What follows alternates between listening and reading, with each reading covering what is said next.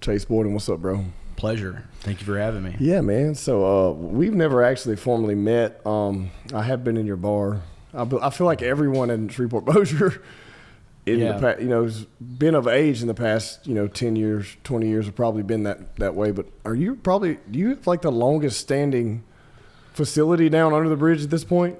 I think, definitely under the bridge. Probably one of the longest staying spots in downtown now. But, really? How old is it? This month is our 20-year, and we're going to do a big celebration next month. Okay. I've been so busy this month I wasn't able to sneak it in, but just 20 years. I started there like 2 or 3 months after we opened. I had a business partner, and then I was like 20 years old. I'm 40, and he was like, "What do you think about bartending over there?" I was like, "Yeah, of course." Like, what would 20-year-olds say? Yeah.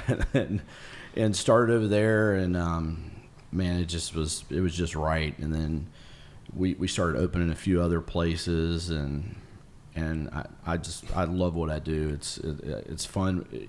You know this, I'm sure, as well. But like whenever you're able to be happy going to work, and just every day you're excited to be doing what you're doing, it's like it's not really work. So I'm lucky I get to do that, and we do little events and fun stuff. I mean, we've had our ups and downs. I mean, being in that area, of course, it's on the decline, and so that's been kind of like a challenge. And then, of course, COVID as a challenge, but I wouldn't be doing it. I would love exactly what I'm doing, so I'm glad I'm still there. Yeah, I feel like you stood the test of time, man, because I've seen a lot of places come and go. And like in previous life, when I used to be, just younger and out partying all the time, we would, we'd hit the whole route. You know how that route started?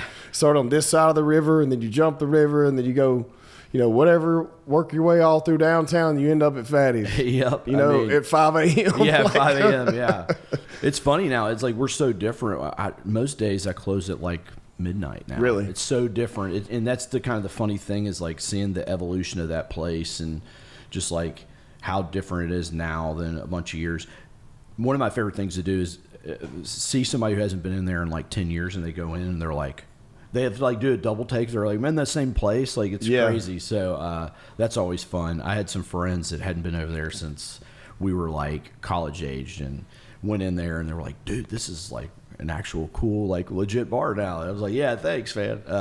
Not some dive with like, disgusting trash can in the corner. We might still have that every now and then, but it's been fun. It's been wild. And I've owned a few other places. I'm one of many owners of Bears, and started a couple restaurant projects here. And so you had Bears at one time? Yeah, I had Bears for 2 years. Oh, it was so fun. That place hanging in there too, dude. It is. Actually, I've said this often. The guy that owns it now, Colton, I mean, he is such a talented guy. I really wish if I could have found somebody like him, I would have never sold. I ended up selling it. I got you. And I had a business partner that wanted out, and he was just like, his wife didn't want him in the bar business. Yeah. And that happens a lot, doesn't it? Oh yeah, it does. Like I've seen multiple people go like just do it as like a little investment thing or whatever, and then they get sucked in, and they're like, man, I got to get rid of it. I got to get out of here. Yeah. And there were some things changing. Like we chose to go non-smoking before all that had happened. Okay.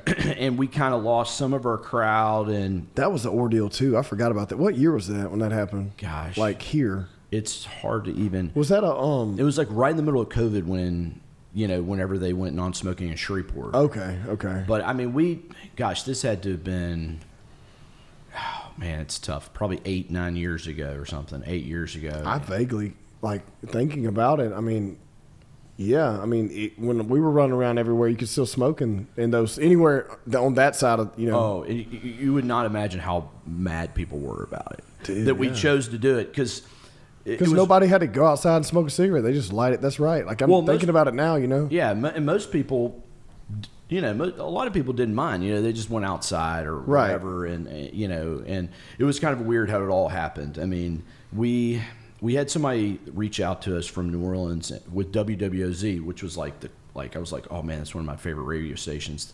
They're an independent radio station, do a lot of like jazz and stuff, and they're like, we're trying to do this partnership for a smoke-free Louisiana.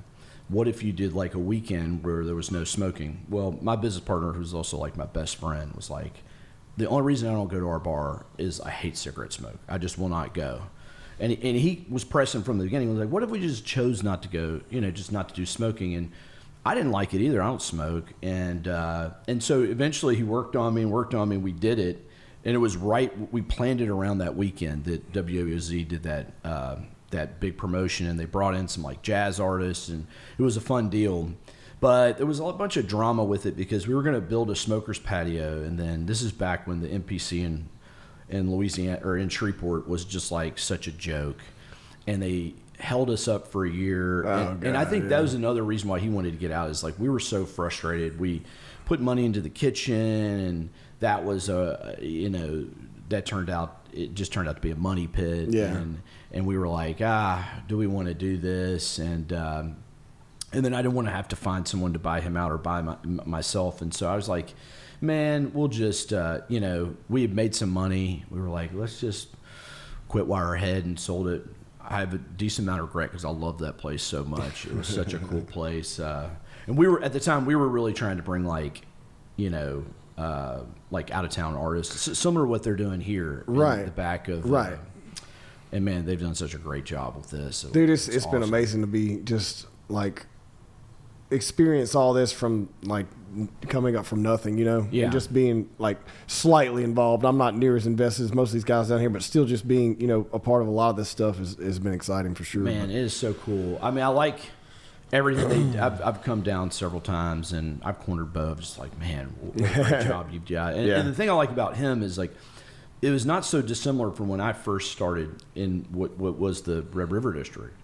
But the problem was, I felt like these guys were like, they're more in control of their own destiny. They've got their fingers in it, like where the city was kind of pulling all the strings in Shreveport, and you're at liberty to like, the whole goal changes every 4 years.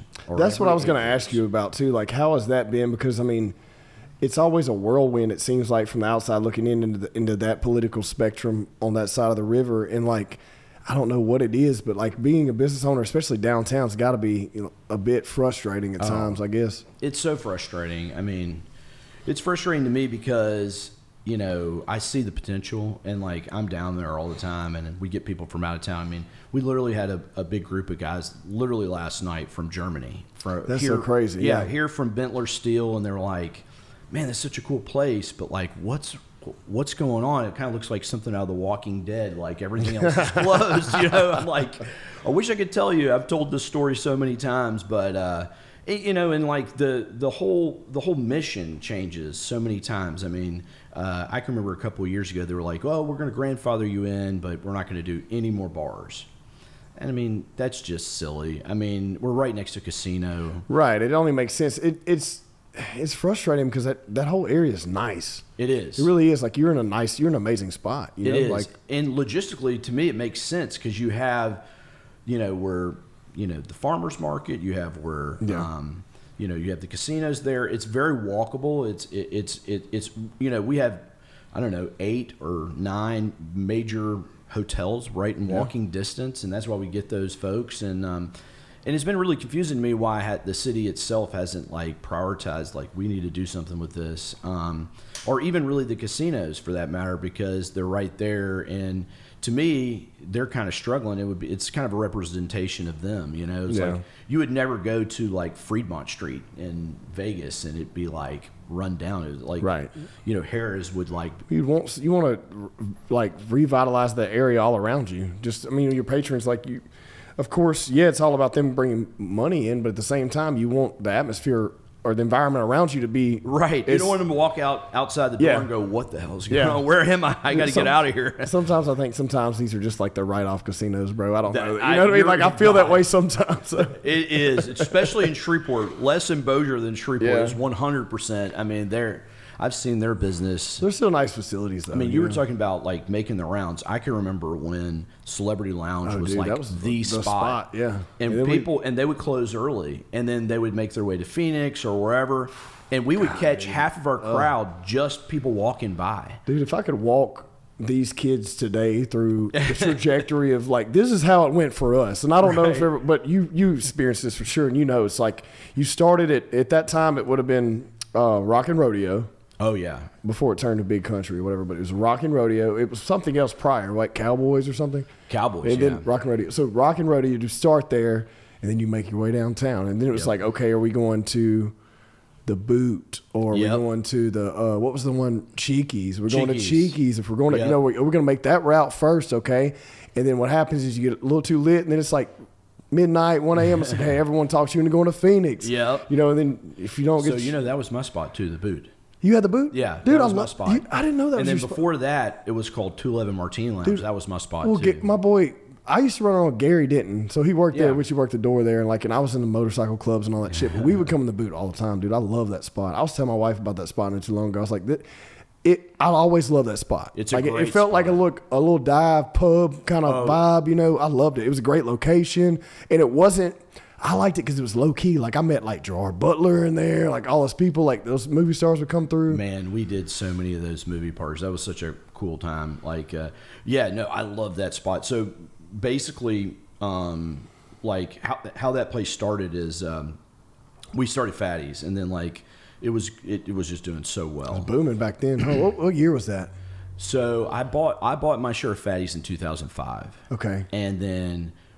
I mean, it wasn't even 6 months, and we were like, "Oh, we got to do something else." Okay, we wanted to do like an ultra lounge because my partners and I had gone to Dallas and done the Ghost Bar or whatever, and we were like, "We need to do something like this. There's nothing like this." Phoenix that was right around the time it had just started, and we were like, we wanted it to be smaller, we wanted it to be, and we looked actually at some spaces right near Fatty's that would have been perfect, but the casino had just taken it over. Was like, "No, we won't do it." So my old business partner, the Cushes, owned that building, 211 Texas, and we renovated. We had to spend quite a bit of money, actually, and we did this place, 211 Martini Lounge. Okay. And it lasted like 2 years, but I could see the writing on the wall. It did really well for 2 years. And so it was my partner's idea. It was like, let's do this country spot. And we tried the country thing, I think, for 3 months. And then I was like, we just need to do like a dive. Like we literally just roughed it up. And we used to do, one of my favorite things is we would do like this jam night on Monday nights over there. And I love the Boot. And then I had a great partner in this guy, Nick Peer, who was the manager. And like I ended up making him an owner in it. And man, he took that thing and... There was a time it like surpassed Fatty's for a while. It was just doing phenomenal, and he would do the karaoke bar on the weekends. All that stuff. Yeah, dude. Oh man, it was good times. But I always loved downtown for that reason. Now you have it over here too, but like it's different though. It's different. Over here, it's all ages. Yeah. Right, and it really doesn't even get like it doesn't have the same. It doesn't get the same feel. But even over there, like then it didn't feel not safe. No. You know what I mean? It never felt not safe. Excuse me. Now it's weird, Yeah. It's gotten a little bit better. Last year we had a rough year. Okay. It was sketchy. Well, I haven't walked those streets in probably 5 or 6 years. You're not missing. You're not missing much walking the streets, but yeah. But I do I miss that feeling I wish these people had that feeling we had. Like where we could go we could go from bar to bar. We could, there was multiple you had that whole line of, down the Texas Street, you had that whole line of venues you could go to on either side of the road. Yeah. And you could hit the little burrito stand. You could go to, there were two different, Blind Tiger. There were 2 different hot dog spots. There was one in front of, Nicky's, man. Yeah, Nicky's. I can remember when Nicky's first started going, I said this. Oh, Nick, I was talking about Mickey's hot dogs. Oh, Mickey's, yeah. But Nicky's, damn, that's gone too down there. It left in 2020, but man, Nicky's was one of the most, when I was single, they did a salsa night. When they first started in the Coco Loco. Yeah. And I'm telling you, that was the date spot because you could salsa dance and it was a lot of fun. And it used to be slammed, but I mean, you could hit there. We had the Funny Bone down there. That's right, it was down there. Yeah, before it moved to the boardwalk. Yeah, and no, it is depressing to see. I mean, I can remember I was talking about it the other night. At any time on a Saturday night, there'd be 1,000 people down there, and I think probably just walking the streets, and I think about half of those people were probably from East Texas, right? not from Shreveport. Which, to me, that's what we want, you know. But, you know, times are a little different, and I think some of the crime stuff is kind of deterred people, but also, like, I don't know. It's just, you know, kind of different times, man, I miss those times. It was so great. Look, man, you're still hanging in there. You're still doing well. I know. You're still going. Like, I went to your place, probably the last time I went in there might have been with Leighton. We were talking about him before. And he's a good friend of mine, and we actually, I think, my studio originally started right across from you in Cohab, and that this show started there in like 2019, right before COVID, and we would, like, I'd meet guests sometimes out front of your spot, like we'd have a drink, you know, and then, you know, before or after, you know, and then come over and do a show, but it's probably been 2 years since I've been in your spot, 2 or 3 years. Well, we struggled after COVID. I mean, we really did. We struggled after COVID, and we're just now. I mean, gosh, it's been 4 years now, but we're just now kind of getting back to reality. I mean, but some of it was what I told you. I mean, like the crime stuff. I mean, then also like we had lighting problems that we just now got fixed, and a lot of vagrancy problems, which are not really, you know, crime problems, but it's a very bad. It's just a deterrent for people to come in. Yeah. It's a huge deterrent because, especially for like, you know, females walking down there and they're being hassled. I mean, I've had to, you know, chase people off of, you know, bothering them or whatever. And nothing ever sketchy has happened, but that was a problem. And we're just now like, I mean, I got where I had to go in front of the city council and just like, you know, just get angry more or less to get something done. But thank God, our city council member for downtown, it really, I mean, I'd almost given up at this point, and he came to me and he was like, man, I'm going to get this stuff done. And he's done a really good job, Gary Brooks. Okay. But he's in that business. I mean, I met him originally. He owned Fat Tuesdays. And so he knows, you know, I mean, he knows what we need more or less. And so I really appreciate him and what he's done for us. Cause like for a while there, I mean, I was like actively looking for anywhere to go to just move. Yeah. And I would hate that, you know, but, it is a cool spot. I mean, I love that spot. I want to be there. You know, we throw these outdoor events like we just did the holodecks, which I know they come over here too, and we do a big St. Patty's Day event every year, and I did bourbon and barbecue a couple years. Well, you always have. That's another thing. Like, dude, I remember. Tell me if I'm wrong, but didn't you have Citizen Cope there? I did. I was there. I did. It was awesome. There. It was awesome. I don't know what year that was, but like 2011. Okay. Yeah. It was awesome. I was like, holy shit. Yeah. I don't even know if that dude's still putting out any music, but like he does some solo stuff now. Okay. But that was, dude, that was the shit. We had 1,000 people. Dude, that's crazy. It was awesome. Crazy. When we worked the Google thing, I need to eventually send you some photos of that because I have photos. It was can you pull those up? Pull those up. If you can look up Roni and Boytim Entertainment on Facebook. The photos. I mean, it was so awesome. How do you spell it? Roney and Boytim Entertainment. It would have to be on Facebook though. But man, that was such a great show. For a while there, we were trying to bring.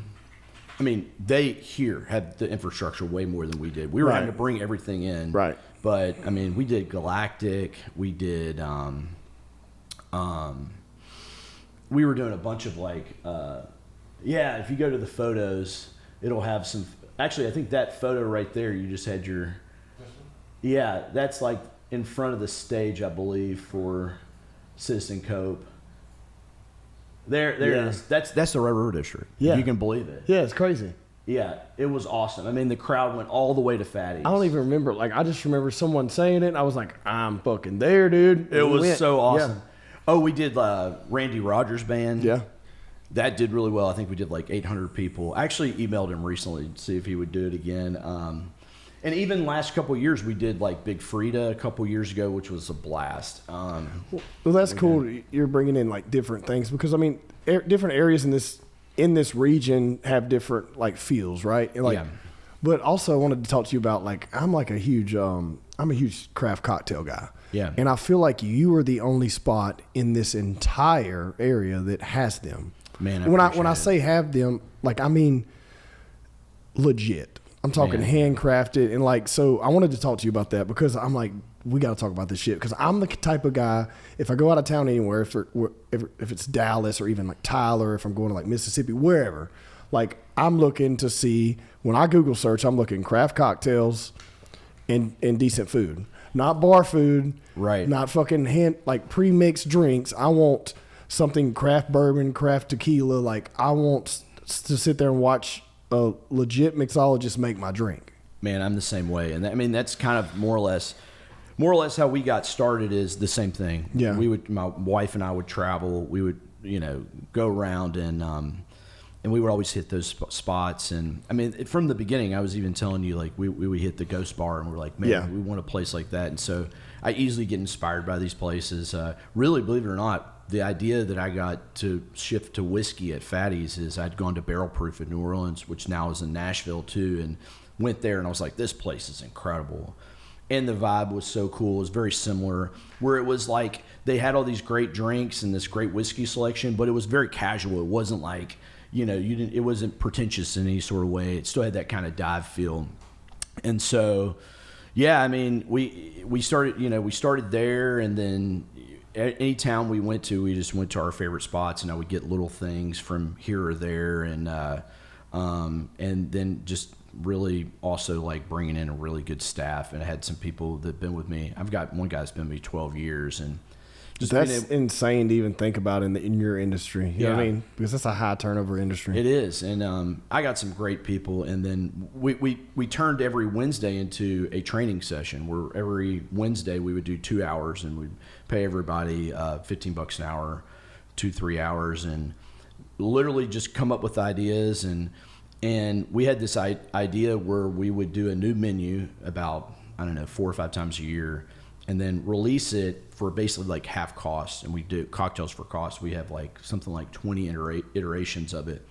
But, and it was our way to like, for everybody to learn the cocktails. So we would basically make them for, $5-6 at the bar. And it just became almost a challenge between the staff, like who could get more creative and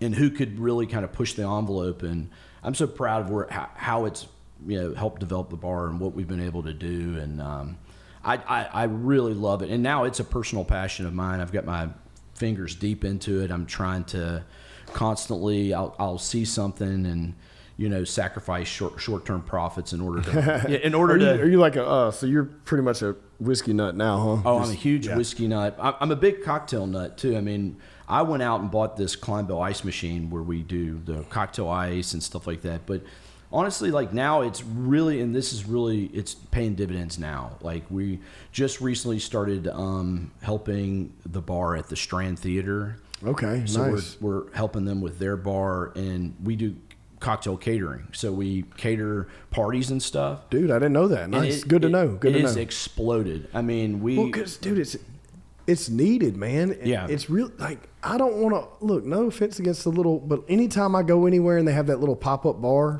I'm like, fuck. Yeah, it's going to be, like, it's going to be a strong Crown and Coke or, or Tito's and cranberry. Do you have tequila? No. And if they do, it's Jose. I'm like, oh, because I'm like a tequila guy. That's all I drink these days. I used to love whiskey, but I kind of got away from that, and I just pretty much tequila. Anything, but I will try any cocktail, even if it's whiskey or vodka. Or, I'm not so much a gin person, but like I'll try them, dude, just because I love a handcrafted like. Well, gin makes some good cocktails. I hate gin by itself. Right, but if it's in the right thing, I'll try it. If it's in the right cocktail, but and so that's really taken off for us. I mean, I guess we started it like 7 or 8 years ago, but it's just now. I mean, we have at least one catering every weekend. Pretty much. And we're just now starting to get like a separate staff for that because it's picked up so much. But it's been awesome. It's been a lot of fun, and then we get to be creative with them too. So like we've done some weddings and stuff, and we've done like a groom's cocktail and and a bridal cocktail, and it's been great. And then I just love it. It's been fun. So yeah, dude, I think that's something that people. I was like, if I get this dude on here, we got to talk about that because I want everyone to know, like, for you, dude, is like if you're in this area in North Louisiana and you want something that's handmade and craft, that's where you got to go. I mean, Man, I think there may be a couple other spots around town. I'm not putting them down, but that's not what they're known for. You know what I'm saying? There's a few spots. There are, yeah, and that's kind of the cool thing is like you start to do something, and then you see, people naturally they move around, and the guy that used to work for me is now the bar manager over at Fat Calf, and he does amazing cocktails. They have some good. Yeah, I have Anthony. Anthony's come on. Anthony's a great dude. He is a really good guy. Amazing food, and they do have some. Now that you mentioned that, they do. They do. But he's known for his food, bro. His food is phenomenal. Yeah, it is. He's a really good guy. Oh yeah, he's great, man. He's my age, and believe it or not, I used to own that restaurant. Okay. And I used to own a place. It was called Stir, and he was the chef at Wine Country, and and they lived in the neighborhood and walk, and we would drink and chat or whatever. And now he owns that place, and we live in the neighborhood. We walk over there. We have drinks over there. Yeah. But he's taken over the world, man. What a guy. Yeah. I think look, even what you're doing, I think that it's just important that you have to just keep doing it. You know what I mean? No matter all the BS and the swirls of political ever changing around you, but if you stay consistent, you notice that in any town, even if there's staple places that survive the test of time because they stick to what they're good at and they double down on it. You know what I mean? 100%. And just like I've gotten,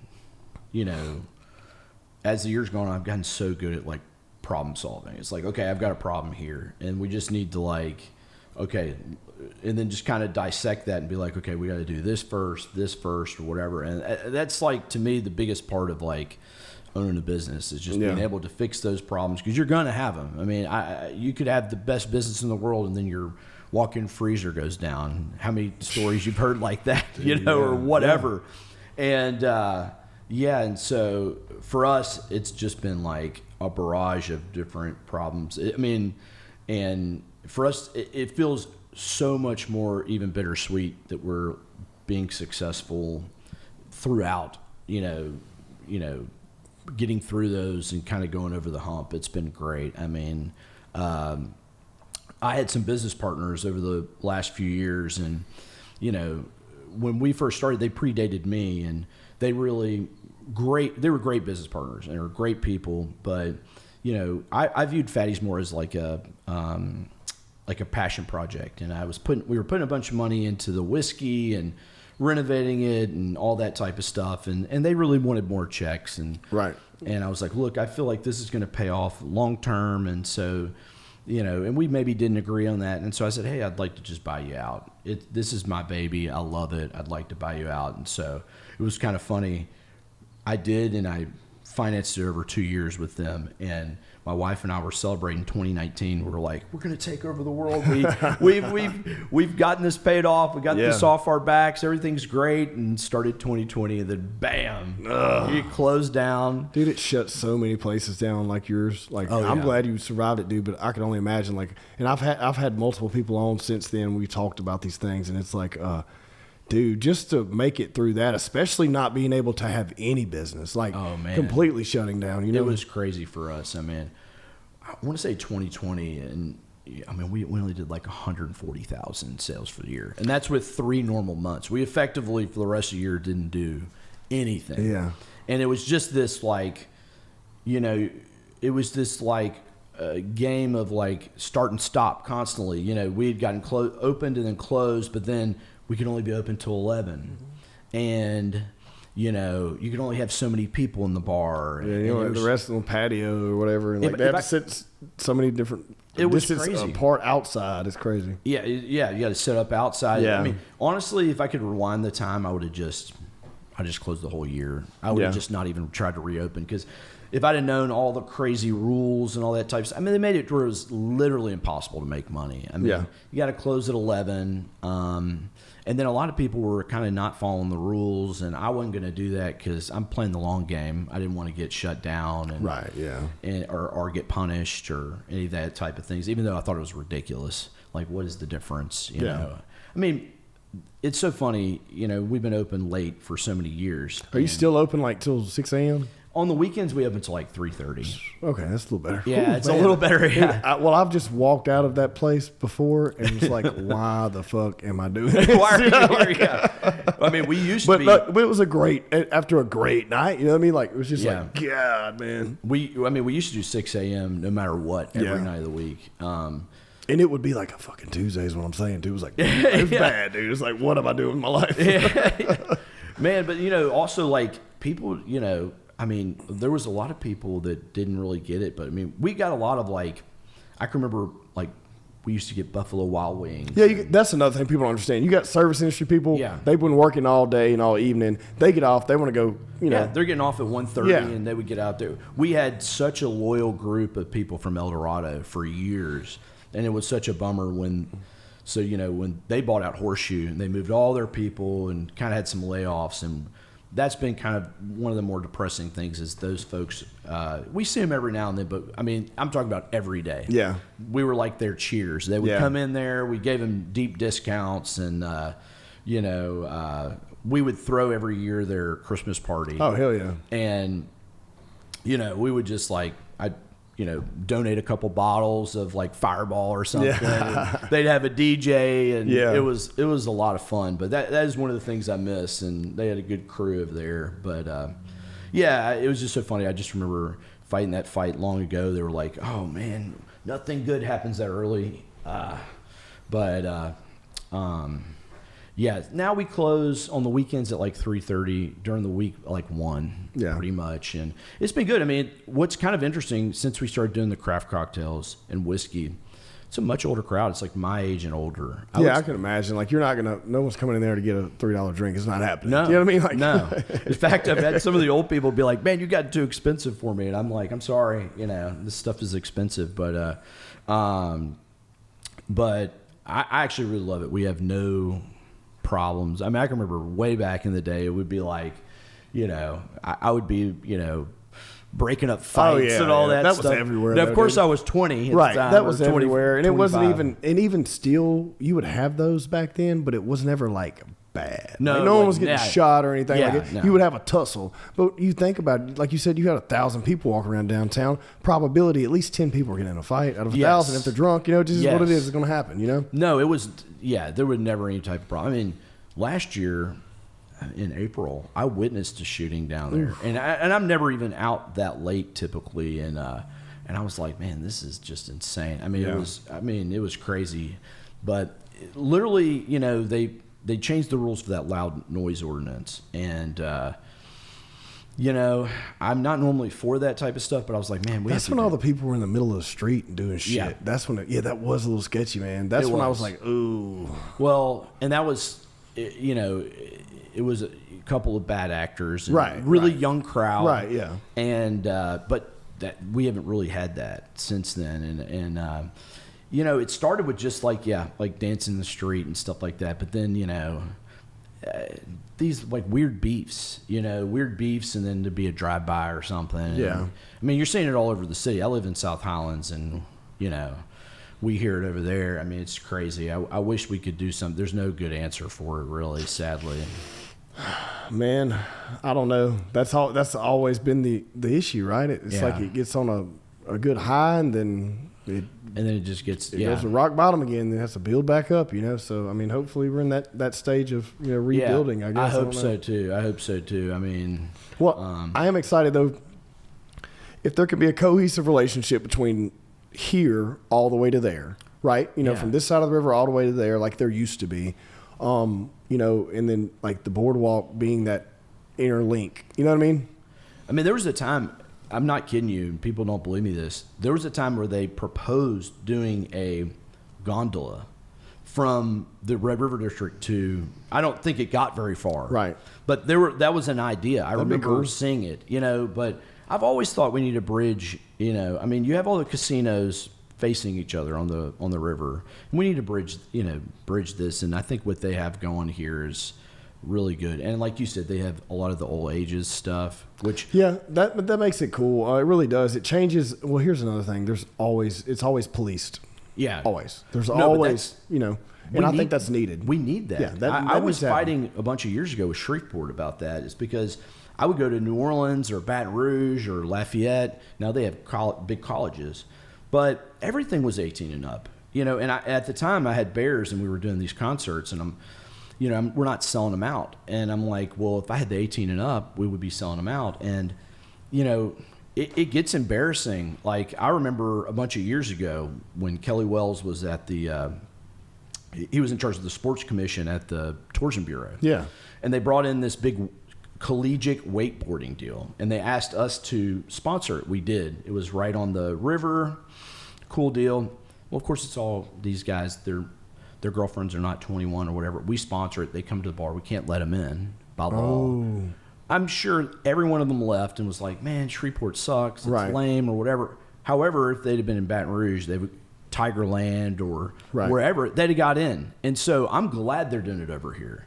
They need that. I mean, well, that's the thing. This is not a bar. You know, it's like there's not bars. They're like the restaurants, and then there's an entertainment venue attached to these restaurants, and it just works better. It's just like you go to Dallas or anyone else.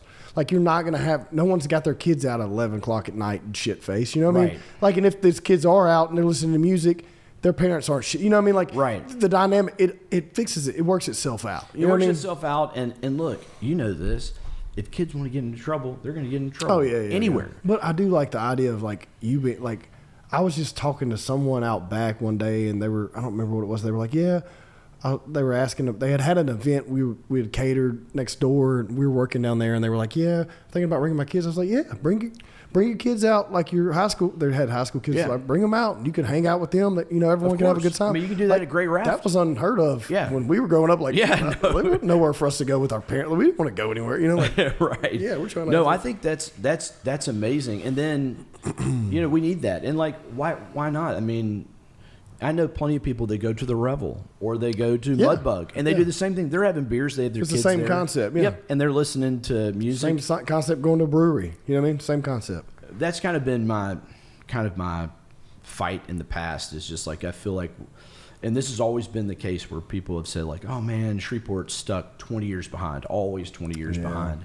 And I get it, you know, in their case, you know, like when I deal with certain people, it's just like, they never go, so they don't know. So they're like, they're going to fear the worst. They're going to hear the worst stories. Right. And that's what they're going to immediately, that's their thought of it. You know, they're going to be like, well, you know what's going to happen is some kid's going to drink until they die, and then something bad's going to happen. I mean, yeah, that can happen. That could happen. But I don't think it's happened. Right. You know? If it does, I mean, that's the thing. Like, that can happen with or without those restrictions. But of course, you know, it's just the environment. It's like, okay, you set the culture. What's the culture? Right. If this is a place that's everyone's just going to get drunk at, it's probably not the best place for underage kids to be. You know, but if this is a place that has a great atmosphere where it's music, entertainment, food, and a little bit of nice drink, you know, okay, then all you know of that, we're having a different conversation. You know 100%. what I mean? And that's the argument, because there's other, you know, facilities in that area that may only attract just we're going to party, you know. So that's the argument, right? No, that makes plenty of sense. And in their case, they're like, well, if I have to prove it for this crowd, I got to prove it for the other. Exactly. And that's the tough thing. But it's just like, you know, my argument to them was like, man, literally every other major city in Louisiana, I mean, is doing it. Lafayette, New Orleans, Baton Rouge, even Minden. Or not Minden, excuse me, Monroe. But they have ULM and that type of thing. I mean, I just got back. I went to Bentonville this weekend, Arkansas, 50,000 people. And I was like, it always like, it frustrates me, but it also motivates me, where I'm like, we need to make some change. We got to like bring this city into this century. Like bring it back.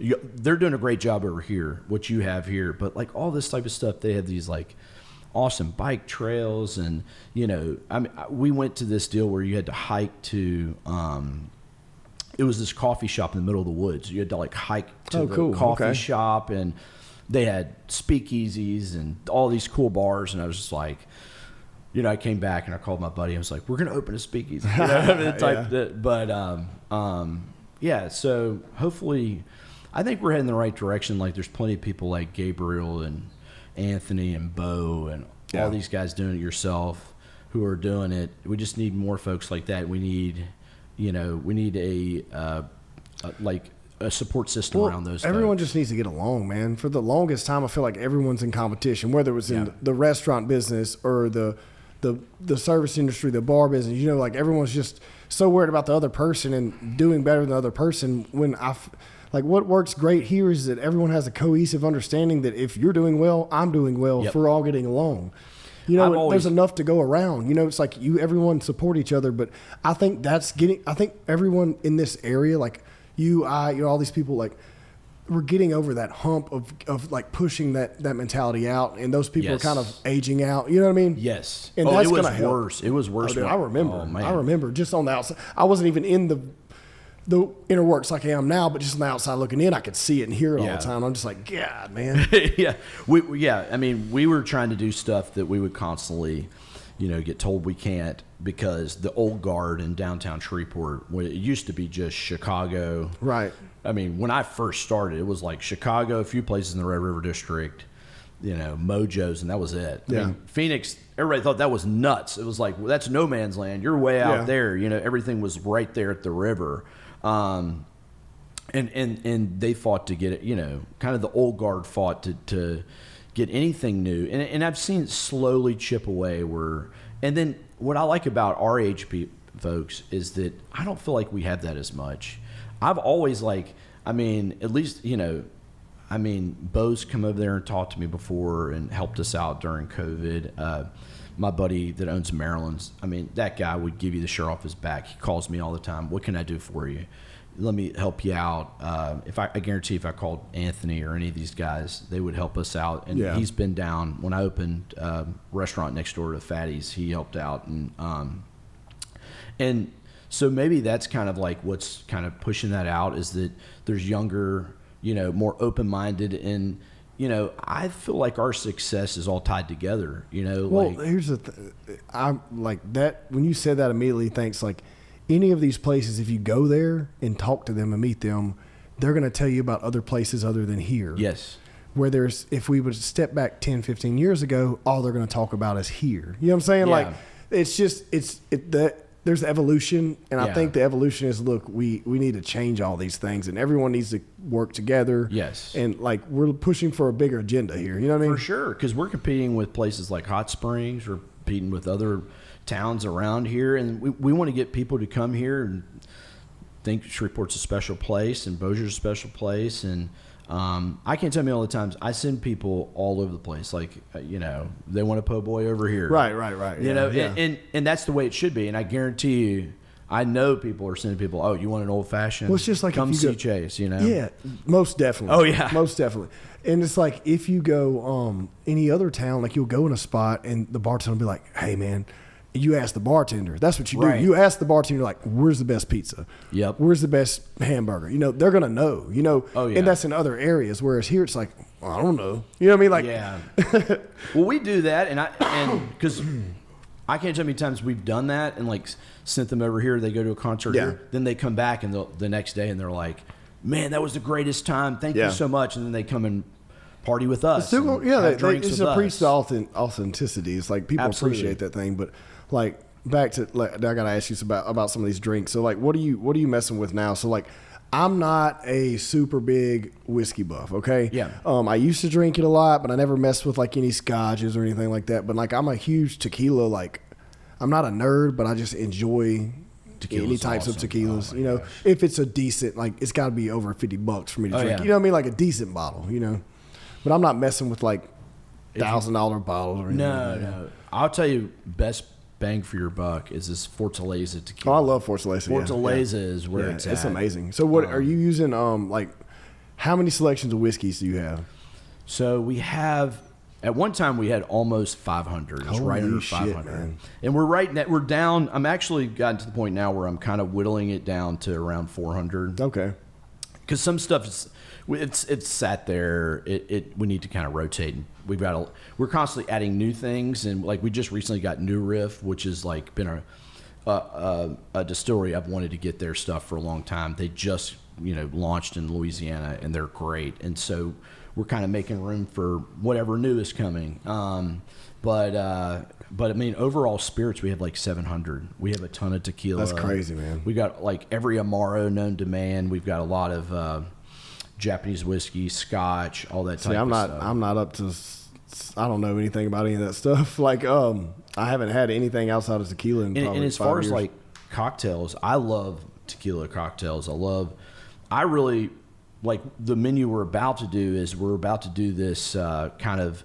It's getting to summer, so we're going to do kind of some tiki style stuff, which I love. It's like my favorite, like rum, tequila, that sort of thing. Like really fun, like warm weather, drink on the patio, makes you think you're at a beach type stuff. Yeah, nice. So that's the next. And every year we do kind of like a fun kind of summer menu, and we're planning that for the same weekend as our 20th anniversary, which is like May 11th, I think. Okay, cool. And but that's what we're doing now. But we do something like our last menu. We did something for St. Patty's Day, and we did like an Irish coffee and did like a whole Irish menu. For Chinese New Year, we did a bunch of like Asian drinks with like different like Asian spirits, including like Japanese whiskey and stuff. And so we just try to come up with an idea, and then we just kind of run with it every few months, Are you still like getting back there mixing it up any yourself? Like, I am. Yeah. I am. I'm very involved.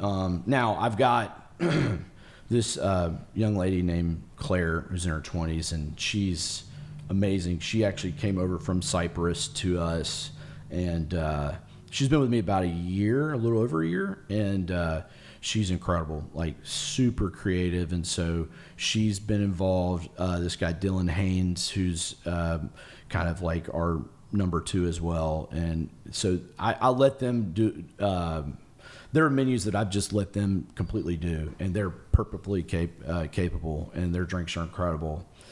This next menu I'm going to be involved. It'll be kind of a collab between the 3 of us. The way we used to do it is everybody would do their own drink. Okay.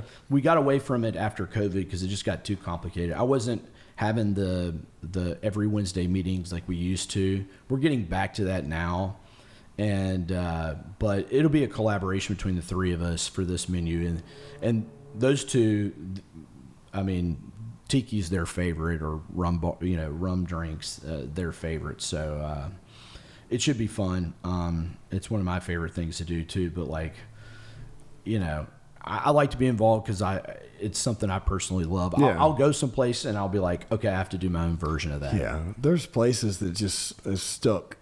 Like, it's just like, I've never had anything like that before, and then I'll go somewhere else. I'm like, holy shit, I didn't even know you could do this with that. Like, oh yeah, the combinations that people come up with, and like, just when you just stumble upon something you never thought would have collaboratively worked. Like, yes. You know what I mean?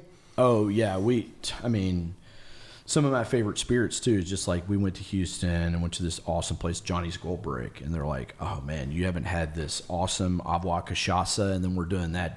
Then we're doing cachaça drinks and stuff, and so yeah, no, I mean that's kind of the fun part is like we travel, we get inspiration, and then I find a lot of cool stuff on Instagram. I'll get like inspiration from that. I mean, like 90% of my Instagram is all these guys making drinks, and so I get a lot of inspiration from that as well. Yeah, so it's been fun, and I got a great crew behind me doing that. And Dylan's kind of more taking over the catering area. He's kind of going in that direction, and he's super organized. And Claire's kind of staying at the homestead and taking care of stuff at Fatty Arbuckles, and it's kind of worked. And then the guy that's been with me 12 years, Thomas, kind of does everything. He's kind of wears a lot of hats and helps us with all that type of stuff. But he's very talented as well. With you're doing food too, right? So we're not now. Okay. We were, and then so Ghost Ramen's now our ghost kitchen. Gotcha. And it's been going phenomenal. So you'll run stuff down there and bring it like. So we co-lease the kitchen across the street, the old Cohab. Okay. And Ghost and we lease out the whole kitchen. Got you. So you're like, because you do steak night now or something, right? I do steak night on Monday, so we do that, and then I have like my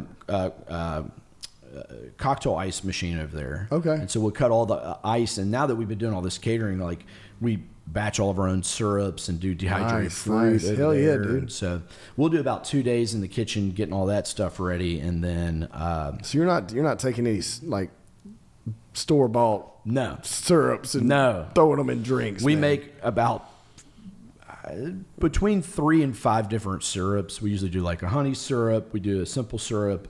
We do, for our old fashions, we do a house demerara syrup. It's got like peppercorns and star anise, cinnamon, like a little bit of clove, like basically some bacon spices, and then we use like a rich 2-to-1 brown sugar in the syrup, and we don't use a lot of it.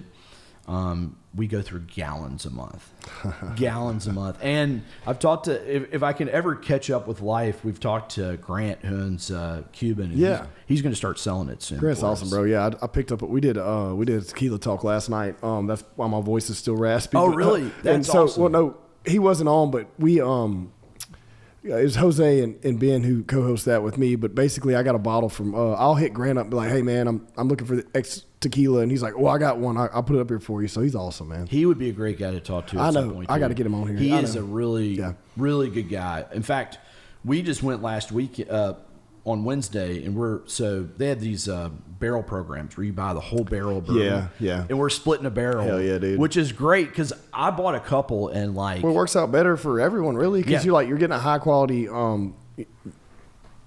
like whiskey or tequila or whatever, whereas you probably couldn't before, No, and then like I did a couple on my own, and that's rough though. They're like $7,000-$8,000. Man. I still have cases on cases of it. So now we split it. It's much more to enter, and those are a lot of my favorite whiskeys, is because they're all so different. They'll have single batch and stuff. 100%. Every bottle. I mean, they'll give you the samples, and you're like, this is not even the same whiskey. Like, how is this possible? And you just don't know. I mean, there are different areas in the rick house, and the temperature and how they put it in the barrel, that type of stuff. And so that's kind of my favorite, is like you'll find these diamonds in the rough, and I think at Fatty's we have 8 barrel picks, and every one of them I think are all just like hell yeah, dude. Really, really good. Yeah. But anytime they do a barrel pick, I haven't gotten in on one, but he'll have some stuff, and I'll just grab a bottle just 'cause I want to try it, whatever. I mean, like I think I did a Maestro Bell the other day. Well, I say the other day, a couple months ago. But yeah, dude, Fortaleza did one that was like incredible. That's some good shit, dude. It really They is. did a like a single barrel Louisiana Reposado, which is 6 months, and it was it was so good. I think then they did one that was like a winter blend. So there's some great tequila stuff, and that's like you'll see that to be becoming more popular. Yeah, I mean it's cool if you can get in on one and get you a couple picks. I like it. I think it's cool. I've scaled the drinking back a lot these days. Like dude, that's why I enjoy the craft cocktail thing. It's like, or like a nice bottle that I'll just try, but I'm not really like it'll last me years. You know what I mean? Yeah. Like, but I do. That's where I'm the type of person now that I'll go get like 2 craft cocktails and have dinner, and then that's a wrap for me. You know what I mean? That's the same for me. And I love it. I'm like, I get a little buzz, and I eat, and it's gone, and it's like, okay, bedtime. You know what I mean? For me. I've never drank less in my life. I mean, I'm the same way. I get like 1 or 2 drinks. That's it. Probably once every other week or something like that. Every now and then, if I have like company, maybe more. But, right. But I literally have drank less than I ever have. But that's what I love about cocktails, is it's like it's almost eating like an appetizer or something. You don't want. After you have 5, you don't need a $13 cocktail. You're wasting it. You're just wasting it. Might as well have Fireball. Yeah, you're not right. You're not going to keep like, you're not going to spend $100 like just pounding them out. So I love that. I mean, and I've just recently, I'm getting to that age where you got to slow down. Yeah, slow down. You gotta count the calories and all that good stuff. Hell yeah. And so. I'm with you. I'm 100% with you. But that's kind of our crowd. Our crowd it's so weird. Like our busiest hours are like 8 o'clock, kind of like right after dinner or after, people get off work, have a couple drinks and they're gone. I mean, last night, and we had a great night. We do our steak night, and she was literally closing up at 11:30. Yeah. I walked out the door with her and we closed it up, and there wasn't anybody but employees in there. I said, y'all go ahead. Go ahead out, but I love it. It's so different from what we used to do. And so, but that's where I'm at in my life. So I guess it's kind of shifted in the same direction as me. Yeah, that's a good thing though. It's just it's just a tale of you. It's like, hey, it's part of me, and this is what I'm doing now, and this is what I'm appealing to, and like you can use it as a creative outlet, which is awesome. It is. Yeah. Oh man, that place. The guy that brought me into that place, he passed away. I guess about 9 years ago now or something, and we dedicated the bar to him. But my son, who's 24, literally swept the floors in that place. I mean, I remember when he was 5 years old, and we would give him $10 to sweep the floors and stuff on a, Saturday night when I had him for the weekend or whatever. So, a lot of great memories in that place. It was hilarious. I had somebody they're like, "What's your exit plan?" I was like, "There is no exit plan." It's like Fatties must live on past me, long on to the future. Ride it, bro. Ride the lightning. Yeah. So it's been a fun ride, that's for sure. Well, heck yeah, dude. Well, look, I enjoyed it, dude. I enjoyed catching up with you. I enjoyed finally formally meeting you. You know what I mean, and talking about this stuff. And I'm excited for you, dude. I'm excited for what you guys are doing.